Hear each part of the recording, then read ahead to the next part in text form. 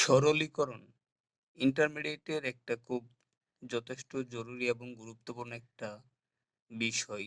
সরলীকরণ সরলীকরণের বেশ কিছু নিয়ম আছে বা নির্দেশনা আছে। তার মধ্যে আমরা যদি একটা ছোট সরল করার চেষ্টা করি, যেমন আমরা নিলাম a প্লাস বি, তারপরে নিলাম আমরা a প্লাস বি বার। যদি আমরা খেয়াল করি, এখানে আমরা এটা দিয়ে প্রথমে দুইটাকে গুণ করলাম, a into a plus a b bar plus, এবার এটা দিয়ে আমরা এটা গুণ করলাম, a b plus b b বার।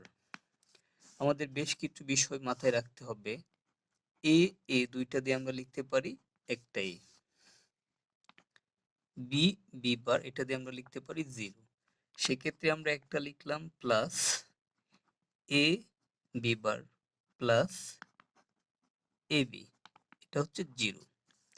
এখন আমরা এখান থেকে এ কমন নিয়ে গেলাম, এ plus B bar plus a B. যেহেতু এখানে 0, এটা বাদ দিলে কোনো সমস্যা নেই, দরকার নেই। এ প্লাস বি বার হচ্ছে 1, আমরা এটার মান লিখে দিলাম 1 প্লাস হচ্ছে এ বি। তারপরে এই 1 এর সাথে গুণ করলে কোনো লাভ হবে না, এ প্লাস বি। এখান থেকে আমরা আবার পুনরায় এ কমন নিয়ে গেলাম, এ প্লাস বি। যদি আমরা লক্ষ্য করি এ প্লাস বি সমান সমান 1, সেই ক্ষেত্রে আমাদের এটা ইন্টু করলে হয়ে যাচ্ছে 1। সো আমাদের অ্যান্সার 1।